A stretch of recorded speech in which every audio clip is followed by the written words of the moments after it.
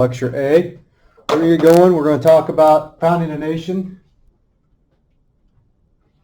Make sure you're taking pretty good notes. If you haven't noticed on some of the exams, I've got the capacity to lock down your Chromebook. So make sure you are, or your browser, making sure you're taking pretty good notes and double checking yourself on that.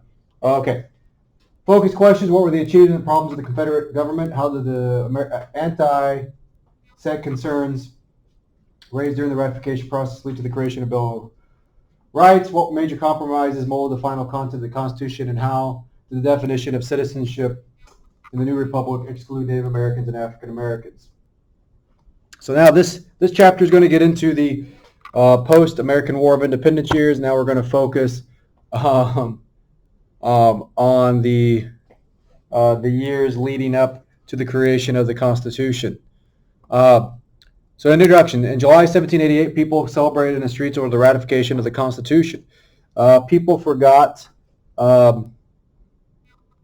class in this moment, briefly. Throughout the Revolution, people spoke of America as a rising empire. Through the Revolution, or isolated from the conflicts of Europe, America is really going to thrive and be a unique element compared to the rest of Europe. Jefferson believed it would become an empire of liberty. He was not wrong on that regard. Just it may have been a different process than many envisioned. Nation's prospects were not entirely promising initially. No nation had controlled this much land as a republic/democracy and lasted very long. Most of America was rural, primitive communication, and not to mention our economy was not the greatest at the moment. Profound questions needed to be answered for the future. What course development would the United States take? What was the balance of authority? And who was entitled to full liberty? These are questions that are going to come up after the creation of the Constitution or during, and that extent. So America under the Confederation. The Articles of Confederation was drafted in 1771 and approved in 1781. It stated a firm league of friendship among the states, and this plan, the states had the most power. Each state retained its sovereignty, freedom, and independence. It was purposefully weak because of the power of the British government. This was why they made a very weak government. It took 9 of the 13 to get approval on items and 13 of 13 to get changes made. Could not tax, and the only way of raising money was by asking states for it. So if I'm going to ask you for money, you're going to look at me saying no. And greatest accomplishment was land settlement rules for the West. America and the Confederation too. Congress settlers in the West, 100,000 Indians lived in the West between the Mississippi and the United States, roughly, give or take. Started taking Indian land, not much distinction between Indian allies and Indians who supported the British. Confederation government saw an opportunity to make money, and this was the primary way they're going to make money during the Confederation. Ordinance of 1784 established stages of self-government for the West. The region would be divided into districts initially governed by Congress and eventually admitted to the Union as states. By a single vote, Congress rejected a clause that would have prohibited slavery throughout the West. So by one vote, they rejected the prohibiting of slavery in the West, which would have had a radical difference moving forward. The Ordinance of 1785 regulated land sales in the region north of the Ohio River. Land will be sold in square miles. This is the grid system as we think about it. Government sold off large amounts of land to companies. Northwest Ordinance of 1787 called for eventual establishment of 3 to 4 states north of the Ohio River and east of the Mississippi River. So what you're looking at here is these land ordinances are breaking up the United States in a way that it can be settled for future and what the future states. And the idea of these ordinances, each of these new states would be equal of the current states. Now, the Confederation weaknesses outnumber its strengths. So it was purposely weak. Most of the power was held to states. Some say that's a good thing. But then it had no power to tax, regulate, and the only way it could raise money was through these land ordinances. Faced worsening economic problems. Could not pay war debts or notes that were owed to the soldiers. No revenue to pay off their debts or even pay the French government. No trade with the West Indies because the British had rejected trade with us. They're like, you want to be on your own, you're going to do all your stuff on your own. One group of businessmen did sail to China to trade and turned a large profit, but that's going to be not the normal. States regulated their own trade and money and even printed their own money. The apex of the problems here is going to come back in Shays' Rebellion. In late 1786 and 1787, crowds of debt-ridden farmers closed the courts in Massachusetts to prevent seizure of their lands, called themselves as the Regulators. Tree of Liberty, Jefferson believed a little revolution was good from time to time. Shays' Rebellion, though, moved some to consider how to improve the government. In short, Shays' Rebellion was a group of farmers led by Shay who were tired of their lands being taken because they couldn't pay their debts, or their taxes, or not really the taxes, but their loans and stuff they had taken out during the war. They couldn't pay them off. And so basically Massachusetts was having these debtor prisons. Their only crime was they couldn't pay their bills. And so you had farmers sitting in jail until they could pay their debt, which was kind of counterproductive. And that's what Shays' Rebellion was about. Now, the Massachusetts militia will go out, put it down, but ultimately what people were like, man, there is a problem. And, we really agree with these rebellions. And so you're going to see that there is a need for change. America under the Federation's 4. Nationalists of the 1780s, Madison and Hamilton, both men of this mindset, were determined not to waste this new liberty. They saw that there was things going awry and that they needed to make a change. Consensus had developed during this period that there was more of a national consensus or a group feeling. First met in Annapolis to discuss better regulation on commerce. 6 states showed up, and then it's going to expand from the Annapolis Convention to what we know as the Constitutional Convention. Met in Philadelphia to amend the Articles. Later that year, only Rhode Island did not send a delegate. And when they meet in Philadelphia, it's going to be moving from improving the Articles to we need to start new. If you're on the slideshow, there is a good crash course video on the U.S. Constitution. We will not watch it right now, but it's good to watch on your own time. Okay, a new Constitution 1.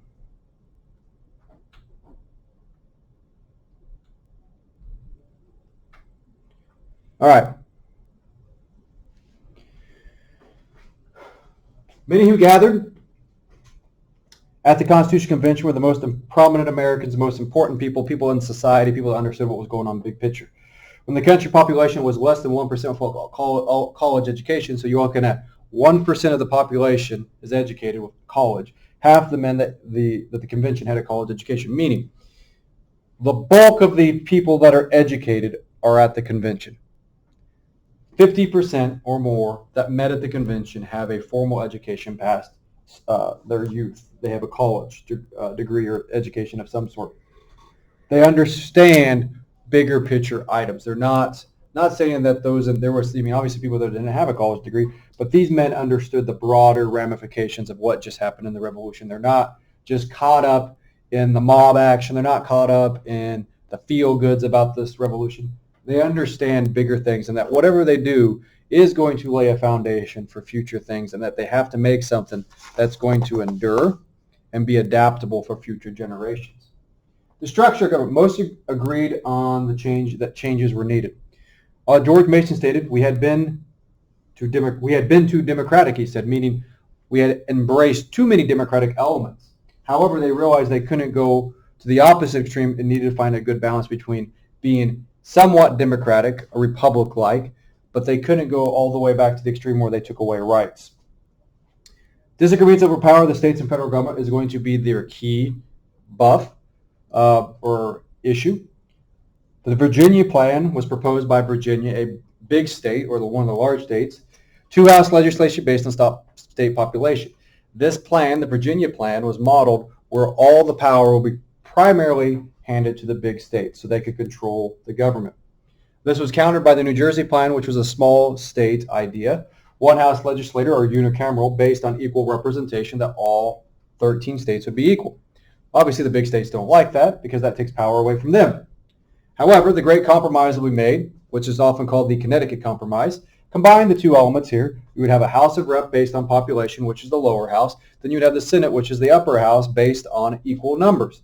With that also being said, the government would be, there'd be a strong central government over controlling all the states. Though the states would retain rights and their sovereignty, the central government or the federal government would be supreme law of the land.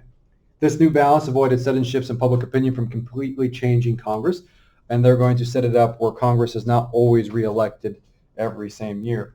The whole point of this is it's a great and brilliant way to transform and create a government that would be effective.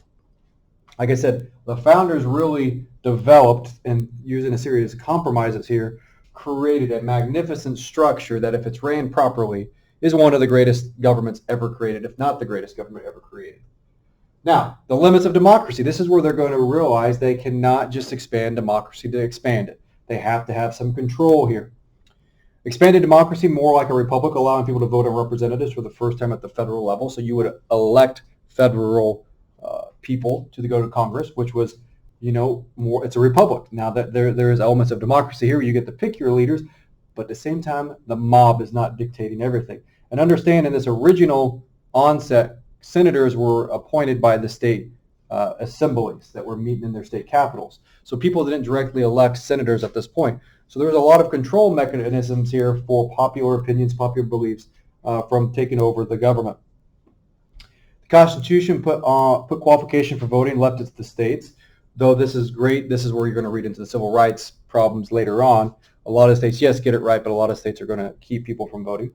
Overall, this structure was sought to keep power in the upper class, wanted to shield the government from radical and prominent ideas of the time. As we get into if you look at what happens in France with the French Revolution, the mechanism they put in control here was to appease the mob, but also keep the mob under control. They believed the Senate would be comprised of each state's most distinguished men. That's why they didn't let initially common people vote for senators. Purposely made House of Reps small initially. Now, it's still only 435 people comparatively to 320-some million people. That's still a small amount of people. Originally, popular vote was not used to elect the president. They just had electors who would represent each state, and basically those electors that were chosen amongst the people would pick the people running for president, though that would change quickly after Washington, could have walked on water at this point. Made the system cumbersome on purpose. They didn't want it to be easy to change as well. When the electors cast votes, the candidate with the second most vote was the vice president. So in this system, whoever won the presidency in the executive branch, the runner-up was given the second. Could you imagine a world in which Barack Obama, John McCain, Barack Obama, Mitt Romney, Trump, and Hillary coexisted as president and vice president? It's kind of humorous to think about. And it actually could bring some balance to the government, or balance to the forces, they say in Star Wars. But that system was quickly done away with in the third election. They did not trust ordinary voters to choose the president and vice president, and I think they do have some rationales, because they understand through time and through history, if you look, there is mood swings by the common people, rabble, as they would often call it. Not saying all Americans are low class, I'm not saying that at all, but we get caught up in movements and excitement. You even think about in a classroom, people that get caught up in the moment tend not to vote the same way or act the same way they would if they were by themselves or were rational. So that's one reason they put this system in place. And we could speak about this for hours. But yeah, this is where the Constitution was heading. Now, that's where we're going to stop for today. We're going to get into the separation of the Constitution tomorrow and more broad details about some other compromises and some other things about the final document. But what you're going to see is their initial efforts in the Articles of Confederation post-War of Independence, and this continuing phase that we're called the American Revolution, where this changes in America happened, really 1775 or 1765, depending on how you want to date it, all the way to 1815 and early 1800s, is going to continue to change in this idea of liberty and what our rights are in the country are. But this initial document was a failure. Now, some would argue that they should have given up longer, but the reality was the 13 colonies needed a strong central government to help them, one, get along, two, help move the country forward, and really get us going, because we were struggling. If the Articles would have allowed endure, I don't think it would have corrected. I think we'd have kind of fallen apart. And that's why Madison, Hamilton, and others saw that there were some things that we needed to do that we could fix if we just buckled down and did it. Thank you.